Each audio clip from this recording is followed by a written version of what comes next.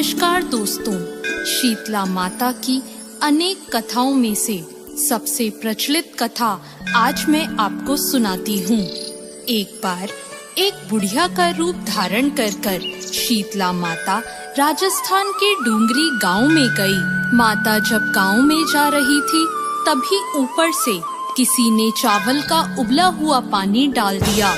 माता के पूरे शरीर पर छाले हो गए और पूरे शरीर पर जलन होने लगी। माता दर्द में करहाते हुए गांव के सभी लोगों से सहायता मांगने लगी, लेकिन किसी ने भी उनकी नहीं सुनी।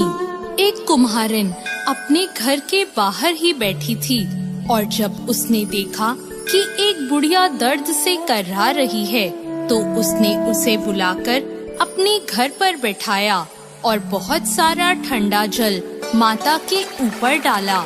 ठंडे जल से माता को उन छालों की पीड़ा में काफी राहत महसूस हुई। फिर कुम्हारिन महिला ने माता से कहा, मेरे पास रात के दही और राबड़ी हैं, आप इन्हें खाएं। रात के रखे ठंडे दही और जवार की राबड़ी खाकर माता के शरीर को काफी ठंडक मिली।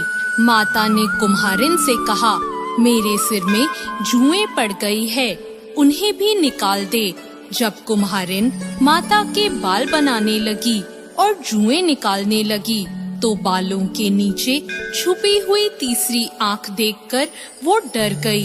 माता ने कहा, बेटी डरो मत, मैं शीतला माता हूँ और मैं धरती पर ये देखने आई थी कि कौन मेरी पूजा करता है और कौन नहीं। फिर माता असली रूप में आ गई। कुम्हारिन महिला शीतला माता को देखकर भाव विभोर हो गई। उसने माता से कहा, माता मैं तो बहुत गरीब हूँ, आपको कहाँ बिठाऊं? मेरे पास तो आसन भी नहीं है। माता मुस्कुराकर कुम्हारिन के गधे पर जाकर बैठ गई और झाड़ू से कुम्हारिन के घर की सफाई कर डलिया में डालकर उसकी गरीबी को बाहर फेंक दिया। माता ने कुम्हारिन की श्रद्धा को देखकर उससे खुश होकर वर मांगने को कहा। कुम्हारिन ने हाथ जोड़कर कहा, माता आप वर देना चाहती हैं तो आप हमारे गांव में ही निवास करें और जो इंसान आपकी श्रद्धा भाव से सप्तमी और अष्टमी को पूजा करे और व्रत रखे, आपको ठंडा भोग लगाए, आप उसकी गरीबी दूर करें।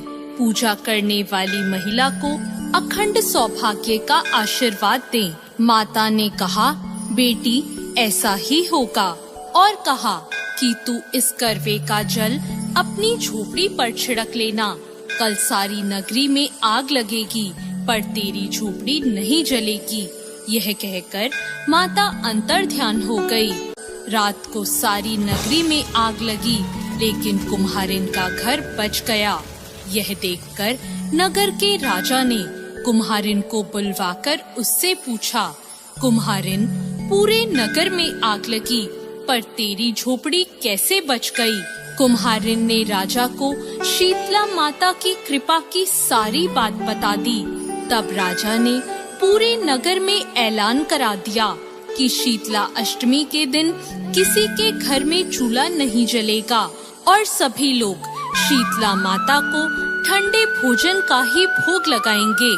तब से ये परंपरा चलती आ रही है और अब डूंगरी गांव का नाम शील की डूंगरी के नाम से प्रचलित है, जहां माता शीतला का भव्य मंदिर बना हुआ है।